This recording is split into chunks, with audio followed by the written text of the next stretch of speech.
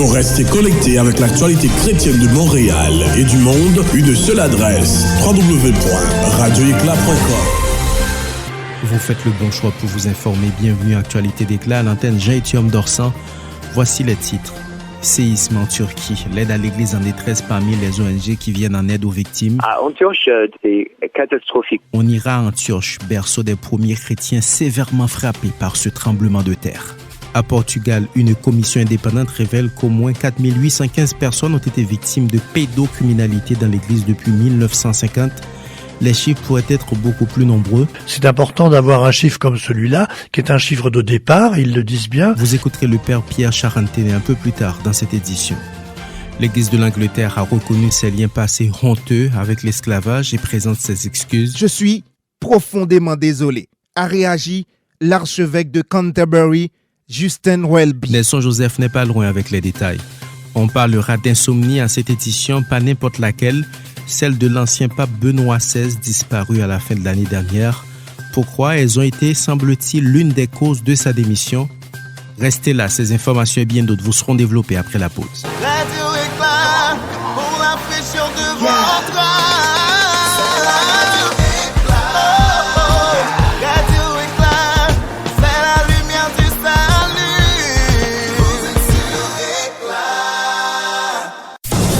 Nouvelles de première main. Radio Éclat, partout pour vous informer. Merci beaucoup pour votre fidélité à cette édition qui sera un peu plus longue avec une entrevue exclusive de Nahum Pierre-Charles. Il a échangé avec l'autrice Joanne Exilus. L'entrevue sera diffusée à la fin de cette édition. Mais tout de suite, nous allons nous rendre en Syrie et en Turquie pour parler de ce tremblement de terre meurtrier qui a fait plus de 30 000 morts au moment de la rédaction de ce radiojournal. Parmi les organismes qui viennent en aide aux survivants, aide aux églises en détresse, Xavier Bisset, responsable des projets Syrie-Liban à l'AED, présent à Alep, décrit une situation difficile sur le terrain. En ce qui concerne la ville d'Antakya, plus connue dans la littérature chrétienne sous le nom d'Antioche, M. Bisset décrit une situation catastrophique. On l'écoute au micro de RCF Radio. À Antioche, c'est catastrophique parce qu'il y a même la question de l'avenir de la ville et est-ce que c'est possible essayer de reconstruire cette présence chrétienne, pas juste pour les chrétiens mais pour toute la ville parce que c'est presque la moitié qui est détruite. Une autre situation catastrophique est celle de ce rapport qui révèle qu'au moins 4815 personnes ont été victimes de pédocriminalité dans l'église depuis 1950. Nous sommes au Portugal. C'est la commission indépendante pour l'étude des abus sexuels dans l'église catholique portugaise qui a révélé ces chiffres. Il s'agit pour le père Pierre Charanténé d'un signe intéressant. Le jésuite, auteur du livre Tolérance zéro, lutter contre la pédophilie dans l'église, commente le rapport au micro de nos collègues de RCF Radio. C'est en effet un chiffre assez bas parce que les victimes n'ont pas envie de se signaler. On sait très bien que dans beaucoup de diocèses en France, on a ouvert des cellules d'écoute où le téléphone ne sonne pratiquement jamais parce que les victimes ne veulent pas sortir publiquement et dire voilà ce qui m'est arrivé. Donc elles restent discrètement et malheureusement elles vivent leur épreuve dans leur solitude. La SIAZ avait émis des chiffres très importants parce que c'était des chiffres statistiques. Ce n'était pas des 216 000 personnes qui se sont signalées. C'est une statistique à partir d'études de quelques cas et qui a permis d'aboutir à ce chiffre. Donc ce n'est pas la même méthode. Donc on a peu de cas, un nombre relativement réduit. En même temps, la commission s'attend à ce que, étant donné la publication de ce rapport, d'autres victimes vont pouvoir être invitées à parler. Être plus sensible, voire mettre en place des institutions de soutien aux victimes, entre autres les recommandations de la commission d'enquête. Pour M. Charanténé, l'enjeu reste l'application de ces recommandations.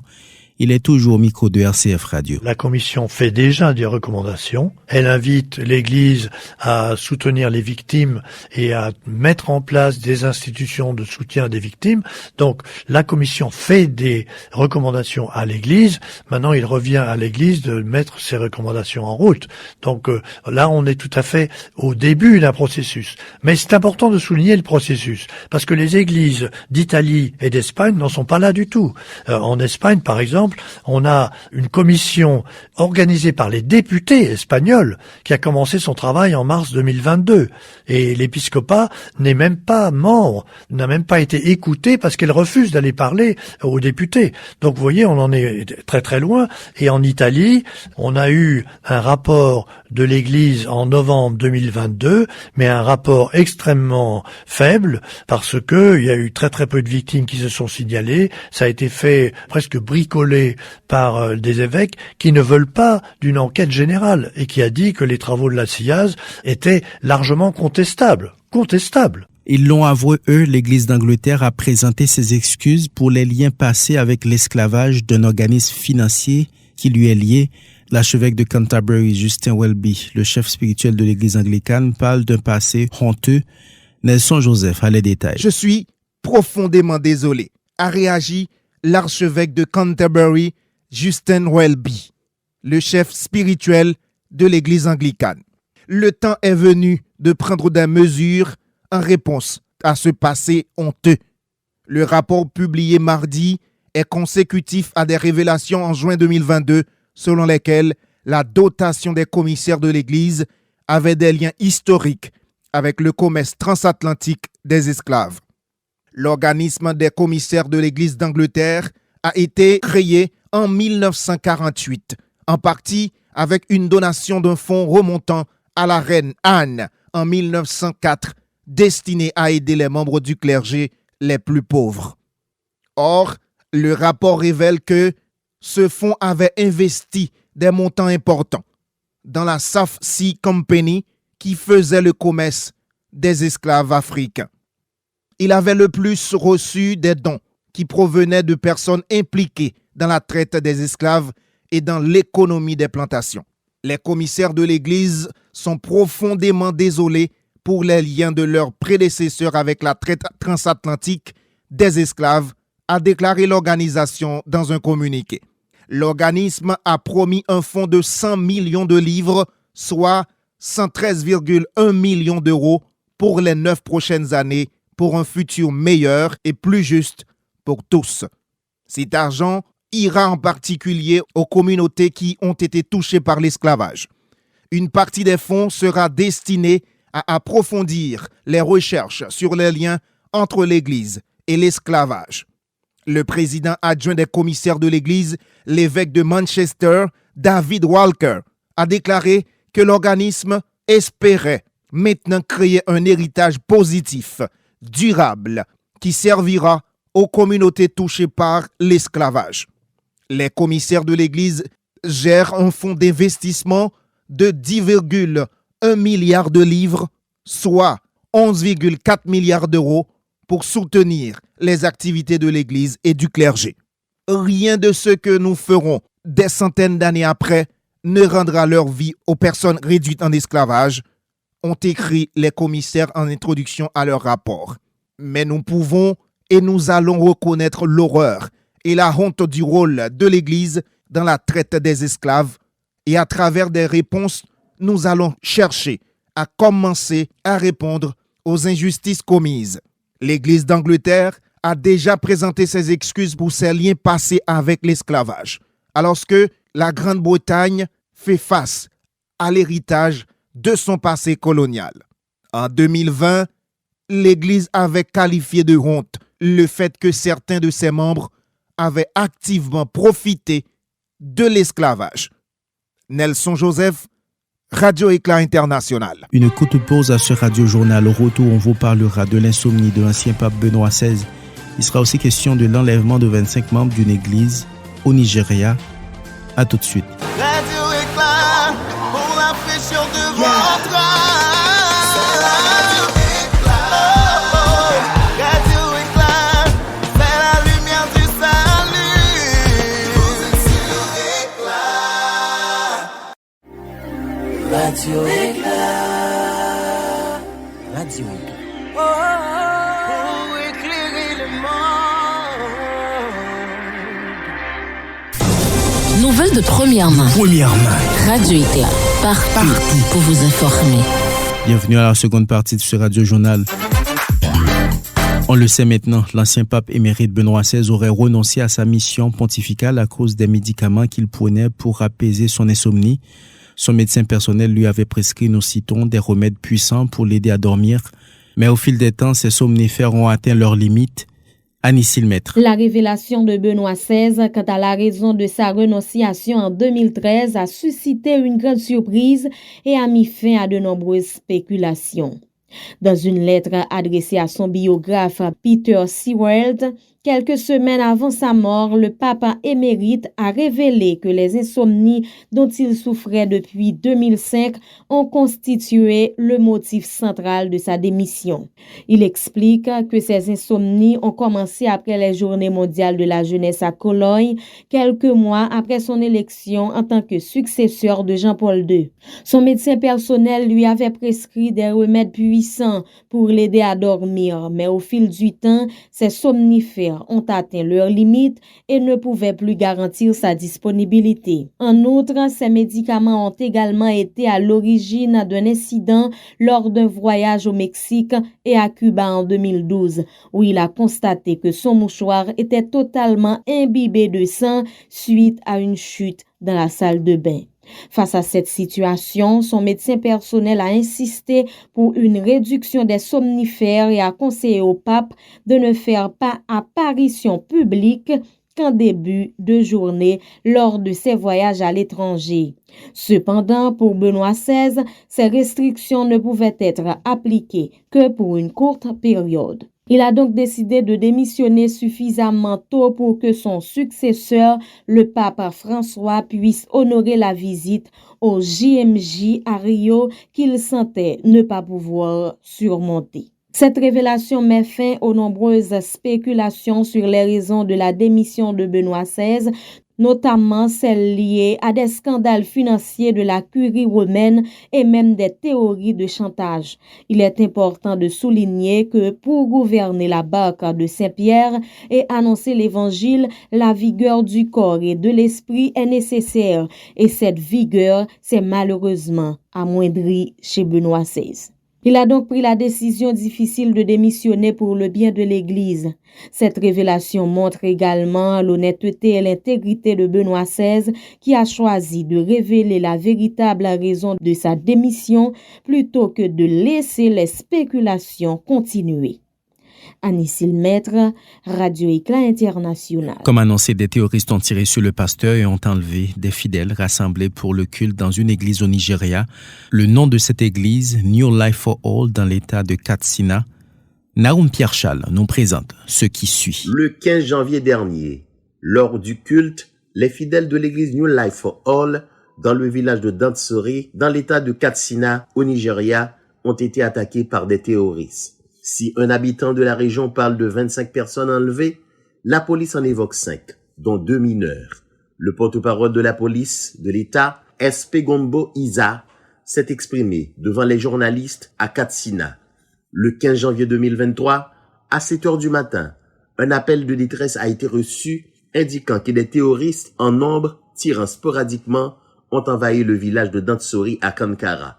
Les terroristes ont tiré sur un pasteur, Haruna, à la main et ont kidnappé 5 femmes qui se préparaient à aller à l'église pour le service du dimanche. Le DPO de Kankara a conduit une équipe de policiers au village, mais avant son arrivée, les terroristes s'étaient enfuis avec les victimes. Le pasteur blessé a été évacué vers l'hôpital général de Kankara pour y être soigné. Naoum Pierre-Charles, Radio Éclat International. On est en Haïti pour parler de Révolution. Révolution est en fait le titre d'un recueil de poésie de l'autrice Joanne Exilus. La vente signature a eu lieu récemment dans la ville de Saint-Marc. Pourquoi et comment parle-t-on de révolution dans cet ouvrage?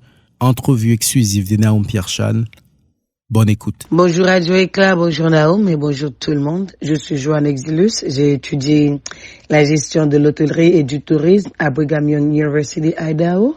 Et là, je travaille dans un aéroport en Floride. Et comme vous savez, je viens tout juste de publier mon livre. Révolution, je suis de Saint-Marc, ma ville natale, ma ville tant aimée. Et j'ai étudié aussi le droit que j'ai malheureusement pas terminé. Et je compte continuer les sciences juridiques très prochainement. J'aime écrire et j'étais banquière pour une période de 7 ans. Et mon passe-temps, c'est l'écriture et la lecture. Ta présence dans le pays indique quoi? En fait, j'ai été en Haïti la semaine dernière, juste pour la 20e signature de mon livre, et ainsi j'ai profité pour célébrer les 50 ans de mariage de mes parents, disons le mariage d'or de mes parents. J'ai profité aussi de rencontrer des amis, j'ai réalisé une causerie qui était très intéressante et j'ai aimé ce que j'ai vécu, j'ai vraiment aimé. D'où vient l'idée du livre? Tous mes camarades peuvent témoigner de cette expérience parce que je me souviens quand j'ai été à Saint-Alvire, je me souviens toujours de ce moment où Sœur Myriam nous a demandé ce qu'on aurait devenir après nos études. Et moi-même, quand on est arrivé, quand c'était mon tour, toute la classe répondait ensemble « poète ». Donc, je me souviens de ça et c'est depuis lors que j'ai commencé à écrire, j'écrivais tout le temps. Et je me souviens que mon père savait compiler mes textes. Et là, quand j'ai voyagé, je n'avais pas encore de boulot et je voulais à tout prix faire quelque chose.